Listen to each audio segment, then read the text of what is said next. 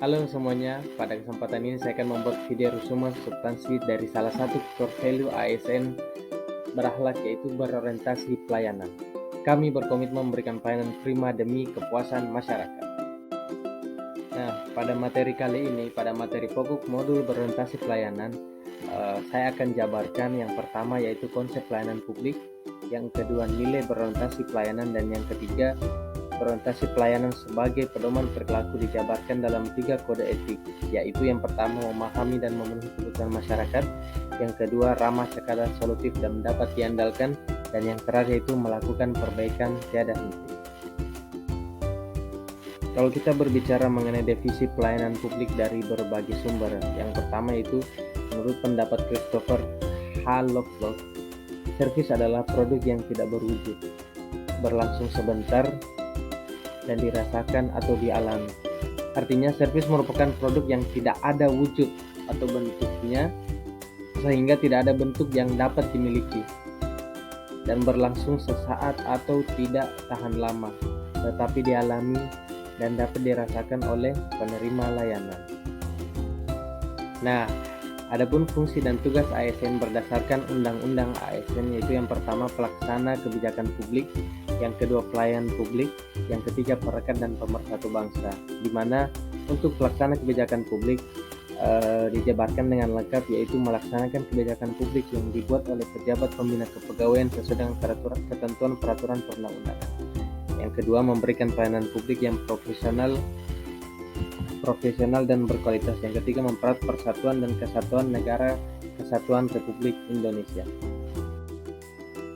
Nah, selanjutnya dalam pelayanan publik terdapat 4 hal fundamental, yaitu yang pertama pelayanan publik merupakan hak warga negara sebagai amanat konstitusi seperti kita tahu. Yang kedua pelayanan publik diselenggarakan dengan pajak yang tentunya dibayar oleh warga negara. Yang ketiga pelayanan publik diselenggarakan dengan tujuan untuk mencapai hal-hal yang strategis bagi kemajuan bangsa di masa yang akan datang. Dan yang terakhir yaitu pelayanan publik memiliki fungsi tidak hanya memenuhi kebutuhan dasar warga negara sebagai manusia, akan tetapi juga berfungsi untuk memberikan perlindungan bagi warga negara atau sebagai proteksi. Baik Sobat Beralak, kita memasuki materi terakhir yaitu berorientasi pelayanan sebagai pedoman perilaku dijabarkan dalam 3 kode etik, yaitu yang pertama memahami dan memenuhi kebutuhan masyarakat, yang kedua ramah, cekatan, solutif, dan dapat diandalkan, yang ketiga melakukan perbaikan tiada henti. Nah, dari 3 kode etik tersebut, adapun contoh panduan perilakunya di lingkungan kerja yaitu untuk yang pertama, kode etik yang pertama itu memahami dan memenuhi kebutuhan masyarakat. Contoh implementasinya itu menjelaskan kepada masyarakat mengenai tata cara pembuatan nomor induk berusaha sesuai jenis usaha yang dimiliki dan memandu pembuatan NIB secara mandiri oleh pelaku usaha sampai selesai. Tentunya ini contoh implementasi di lingkungan kerja saya di lingkup Dinas Penanaman Modal dan Pelayanan Terpadu 1.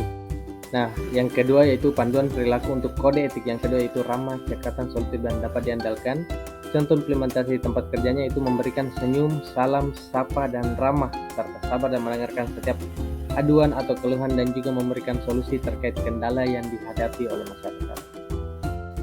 Dan panduan perilaku untuk kode etik yang terakhir atau yang ketiga itu melakukan perbaikan tiada henti.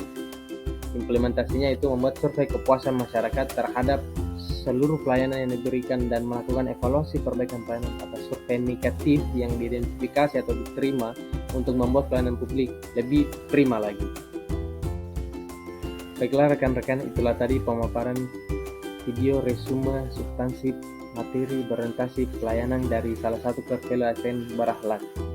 Semoga dapat bermanfaat. Terima kasih. Assalamualaikum warahmatullahi wabarakatuh.